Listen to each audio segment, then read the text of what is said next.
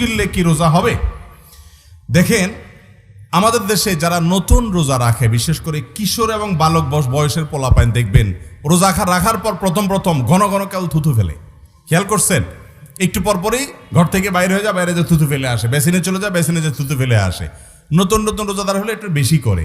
আর যারা খুব বেশি প্র্যাকটিসিং না, রোজার মাসনামা সেলা তো গভীরভাবে জানে না, তারাও একটু বেশি থুতু ফেলে, দেখবেন ঘন ঘন থুতু ফেলে। অথচ রোজা রেখে থুতু গিললে রোজার কোনো ক্ষতি হবে না। থুতু এটা আপনার ন্যাচারাল একটা বিষয়। থুতু যদি আপনি টোটালি ফেলতে থাকেন, একটুও না গিলেন, আপনি বাঁচবেন?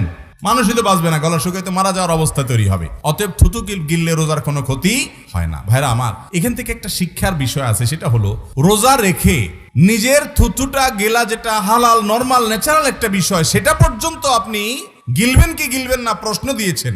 তার মানে আপনার মধ্যে ভয় আছে যে আল্লাহ রোজাটা যেন কোনোভাবে না ভাঙে। পান করব না, আহার করব না, একটু এক ঢোক পানি পান করব না, পিপাসা আছে, হাতের কাছে পানিও আছে, চাহিদাও আছে, যোগানো আছে, তারপরও আমি সেটা করছি না, কারণ আল্লাহ নিষেধ করেছেন।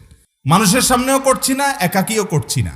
রোজা আমাদেরকে ট্রেনিং দেয় যে তোমার সামগ্রিক জীবনে এভাবে হারামের হাতছানি আসবে, তোমার টাকার দরকারও হবে, দুর্নীতি করার সুযোগও আসবে, তারপরও তুমি সেটাকে না বলবা। এটাই হলো রোজার শিক্ষা। রোজা তোমাকে সে ট্রেনিং দেয়। যেই লোক থুতুটা পর্যন্ত গিলবে কিনা সেটা নিয়ে টেনশনে আছে, মাসালা জিজ্ঞাসা করে, সেই লোক আবার রমজান পরে কিভাবে হারাম খায়? সে হারাম এই জন্য খায় যে রোজার শিক্ষাটা সে ধারণ করতে পারে নাই। রোজা যাকে পরিবর্তন করতে পারে নাই, তার রোজাটা উপবাস থাকা ছাড়া কিছু নয়। আমার কথা নয়, নবী করিম সাল্লাল্লাহু আলাইহি সাল্লামের কথা।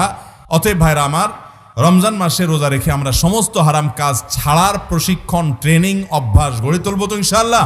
আল্লাহ আমাদেরকে তৌফিক দান করুন। রোজা রেখে ইনসুলিন ও ইনহেলার নেওয়া যাবে কিনা? রোজা রেখে রোজাদার ব্যক্তি ইনসুলিন নিতে পারেন কিনা? ইনসুলিন নেওয়ার ব্যাপারে প্রায় সমস্ত উলামা একরামে একমত যে ইনসুলিন নিলে রোজার কোনো ক্ষতি হবে না। সাধারণত ডায়াবেটিসের রোগী খাবারের একটু আগে, খাদ্য গ্রহণের আগে তাকে ইনসুলিন নিতে হয়। অতএব ইফতারের যদি 10-15-20 মিনিট আগে বা যে কোনো সময় রোজা অবস্থায় তিনি যদি ইনসুলিন নিয়ে নেন, তাতে তার রোজার কোনো ক্ষতি হবে। অনেক মানুষ দেখি ডায়াবেটিসের রোগী আজানের জন্য অপেক্ষা করে ইনসুলিনের জন্য। ভাই, অপেক্ষা করার কোনো দরকার নাই, আপনি আগে থেকে ইনসুলিন নিয়ে নিতে পারেন, কোনো অসুবিধা নেই। কারণ ইনসুলিন এটা চামড়ায় যায়, চামড়া বা মাংসপেশিতে যাচ্ছে একটু মেডিসিন, এটা আপনার পাকস্থলীতে যাচ্ছে না, খাদ্যের কাজ দিচ্ছে না, পানীয়ের কাজ দিচ্ছে না। এটা রোজা ভঙ্গের কারণ হবে। যেটা আপনার পেটে যাচ্ছে, আপনার পাকস্থলীতে যাচ্ছে, যেটা আপনার খাদ্য এবং পানীয়ের কাজ দিচ্ছে, সেটা রোজা ভঙ্গের কারণ হবে। যার কারণে ইনসুলিন এবং এই জাতীয় ইনজেকশন, এমনকি টিকা, অনেকের কোভিডের এই সেকেন্ড ডোজের, অনেকের বুস্টার ডোজের মেসেজ আসছে, রমজানেও হয়তো আসবে। সারা বিশ্বের সমস্ত উলামা একরাম প্রায় ব্যাপারে একমত যে এটা রোজা